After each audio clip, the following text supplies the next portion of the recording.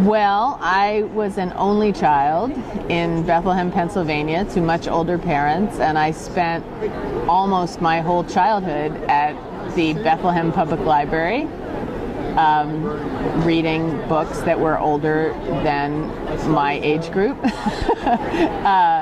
And I guess just hanging out there. I spent years, literally years, junior high, high school, at the Bethlehem Public Library. Well, again, my parents weren't big readers, and we had one old chewed-on copy of The Valley of the Dolls in our guest room or something, which I read, of course, when I was 10. But so libraries entirely influenced, it entirely created my love of reading, and in particular, the Bethlehem Public Library.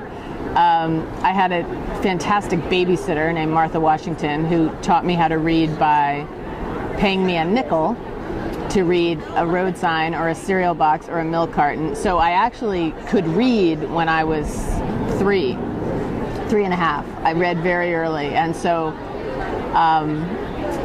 right then my parents started dropping me off at the library, and I think I probably read every book in the children's and young adult and eventually literature section of that library before I graduated from high school. My father wanted me to be a tennis player, like Chris Everett. He actually wished that I were Chris Everett. And my mother wanted me to be an actress. She was an actress. And I do have a teeny bit, not so much today, but I have a teeny bit of the comic timing that made her think, and that's helped my writing. But no, they were very surprised and somewhat alarmed by my decision to become a writer.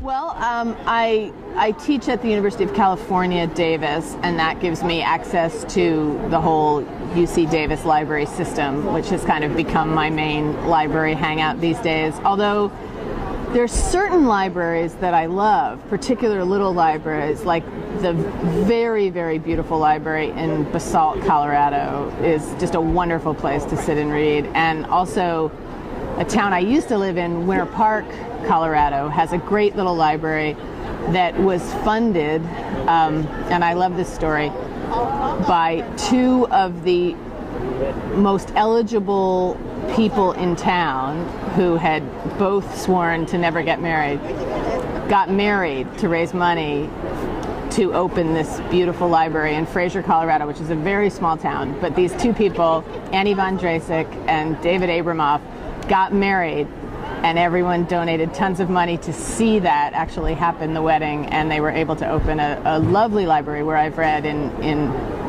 Fraser. I haven't thought in particular about library budget cuts, but in general, being part of the UC system, I'm up against budget cuts for literature and the arts constantly, and I think it's a sign of everything that's wrong with our culture. I mean, I fear what will happen when there's no money for books and art in general, and we seem to be heading that way. And I mean, honestly, like, to me, it seems like we're tumbling over this waterfall that we'll never come back from. I think it's awful. Yes, I mean, I'm lucky to live in California. I'm lucky to teach in California and live in Colorado, and for us, censorship is not an issue in either of those places that I'm aware of. It's possible it's creeping into Colorado from neighboring states, but I don't know of it, if that's true. And because I teach in California, we don't have that problem there. But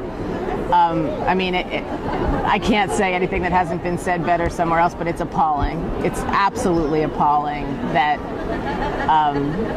there was a time when Cowboys first came out, my first book, Cowboys Are My Weakness, and there were I got some hate mail. I got a lot of hate mail. And, the suggestion was I wasn't a good enough feminist because I wrote this book that had these bad boyfriends in it. And, at the time I said, what is feminism? What is feminism except every woman's right to tell her own story? And what is freedom except every person's right to tell their own story? And so I think it's so horrendous as to be almost inconceivable. Well, I'm sort of waiting for one. The book that's about to come out is called Contents May Have Shifted. It goes all over the world, tries to learn some things from other people in the world. It's almost kind of a photo album of all these different snapshots of the narrator who goes around trying to figure out how to live a bigger life by learning from other people and places. So that's one reason I'm against censorship. But that's what this new book is.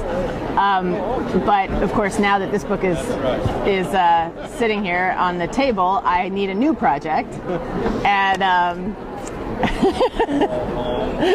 and I honestly, I'm fishing around. I went to Mongolia. I have to write a big article about that trip. It was an amazing trip. I just wrote a piece about alcoholism, having alcoholics as parents, for an anthology, but I'm mostly just writing shorter pieces while I figure out what my next big project is.